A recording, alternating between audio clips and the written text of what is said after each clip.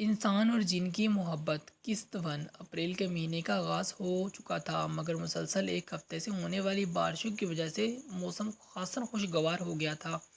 اس وقت آسمان کو سیاہ بادلوں نے ڈھانپ رکھا تھا۔ چاند کی 14 تاریخ تھی، مگر چاند کہیں گہرے سیاہ بادلوں کی اوٹ میں چھپا بیٹھا تھا۔ کبھی کبھی تیز ٹھنڈی ہوا چلتی ہوئی ہواؤں کی وجہ سے سیاہ بادلوں کی اوٹ سے چاند اپنا مکھڑا ایک لمحے کو دکھا دیتا اور پھر کہیں شرما کر بادلوں کے پیچھے چھپ جاتا تھا۔ اس خوشگوار موسم میں پورا لاہور خاموشی کی چادر اوڑھے سو رہا تھا۔ یہ علاقہ لاہور شہر سے کچھ دور تھا۔ اس علاقے کو آباد ہوئے بہت زیادہ وقت نہیں ہوا تھا، اس لیے علاقے میں ابھی آبادی بھی کچھ زیادہ نہیں تھی۔ جو بھی مکانات یہاں بنے تھے وہ ایک دوسرے سے کافی فاصلے پر تھے۔ رات آدھی سے زیادہ بیت چکی تھی۔ خاموشی کے عالم میں کہیں کسی درخت سے الو کے بولنے کی آواز سنائی دے رہی تھی۔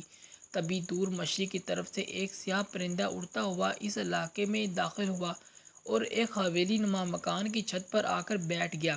یہ سیاہ پرندہ عام پرندوں کی نسبت کچھ بڑا تھا۔ اس کے سیاہ پروں میں کہیں کہیں سنہری رنگ کی جھلک نظر آتی تھی، جو اس کی سیاہ رنگت کو اور بھی خوبصورت بنا رہی تھی۔ اس طرح اس پرندے کے سر کے اوپر چھوٹے چھوٹے سے سنہری رنگ کے بال کسی بادشاہ کے تاج کی طرح اس کے سر پر تھے۔ سیاہ پرندے نے چھت سے اڑ کر اس کے مکان کے گرد 7 چکر لگائے اور پھر اس مکان کے صحن میں بھی اتر آ گیا۔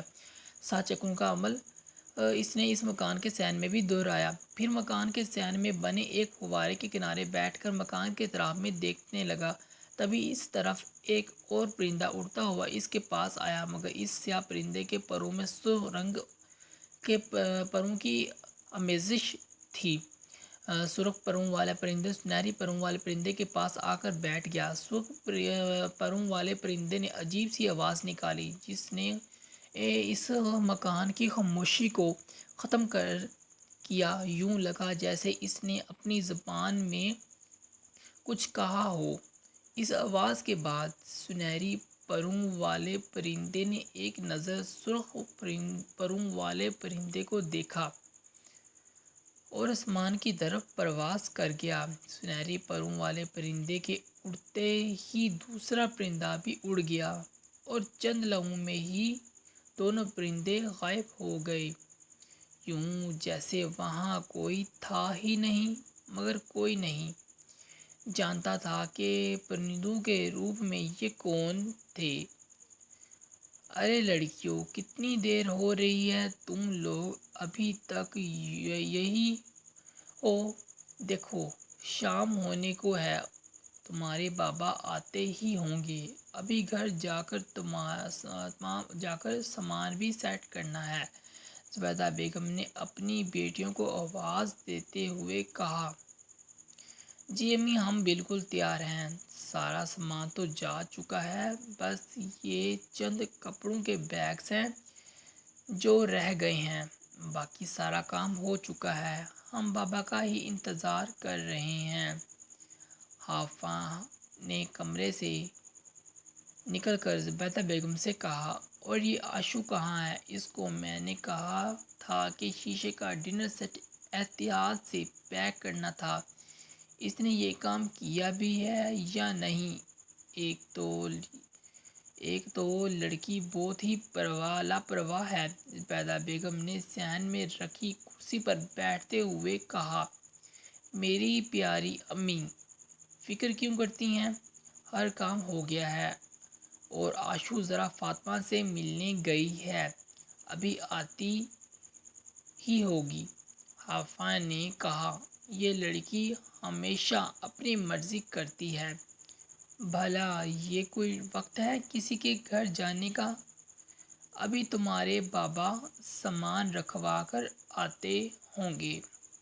زبیدہ بیگم نے کہا، آپ ایسے ہی پریشان ہو رہی تھی، وہ دیکھیں آ گئی ہے۔ حافظہ نے دروازے سے داخل ہوتے ہوئے آشو کو دیکھ کر کہا، کہاں رہ گئی تھی تم؟ کتنی دیر لگا دی، کیا ہوا؟ آشو، رو کیوں رہی ہو؟ حافظہ نے چھوٹی بہن کی آنکھوں میں آنسو دیکھ کر فکر مندی سے پوچھا۔ آپی، ہم یہاں سے کیوں جا رہے ہیں؟ میرا بالکل بھی دل نہیں کر رہا یہاں سے جانے کا۔ بابا نے گھر لینا تو یہیں اسی علاقے میں لے لیتے، اتنی دور گھر لینے کی کیا ضرورت تھی؟ پھر ہمیں وہ گھر دکھایا بھی نہیں۔ میں اپنی پیاری دوست فاطمہ کے بنا کیسے رہوں گی؟ آشو نے روتے ہوئے کہا۔ تو یہ ہے آشو، مجھے لگا پتہ نہیں کیا ہو گیا۔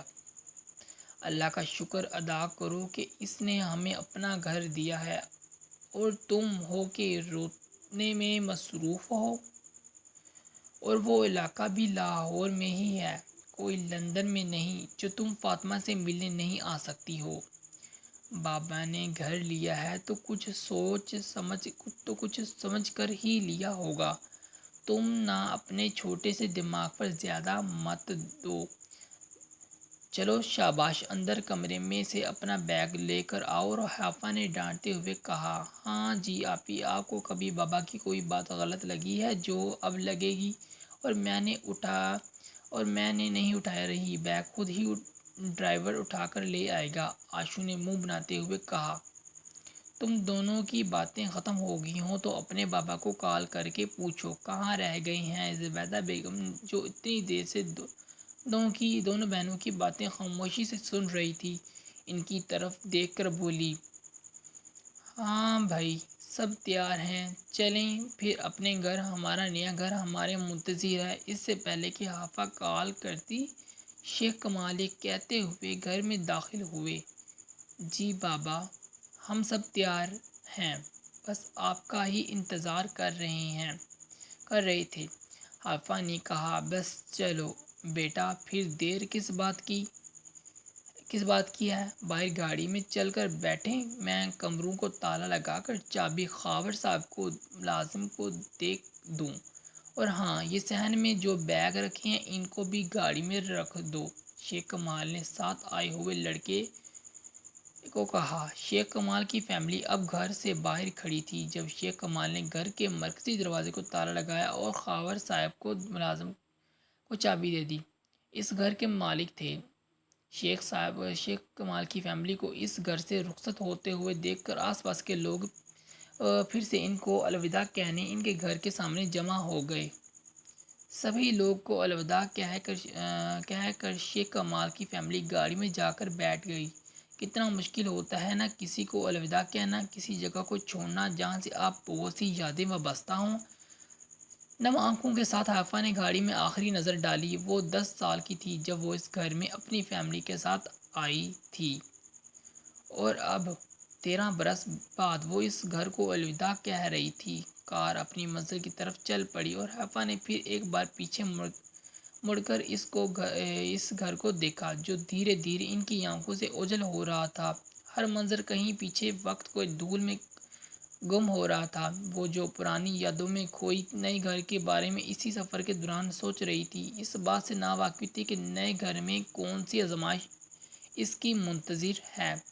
جاری ہے مرجان خان۔ اس کہانی کے کچھ کردار واقعات حقیقت پر مبنی ہیں۔ یوں سمجھ لیں کہ یہ کہانی حقیقت پر مبنی ہے۔ اگر آپ لوگ یہ ناول پسند آئے تو آپ ہماری اس ناول کو تمام کے ساتھ پڑھنا چاہتے ہیں تو ہمارے چینل کو سبسکرائب، لائک اینڈ شیئر ضرور کریں۔ روز کی ایک قسط اپلوڈ کریں گے۔ شکریہ۔ اللہ حافظ۔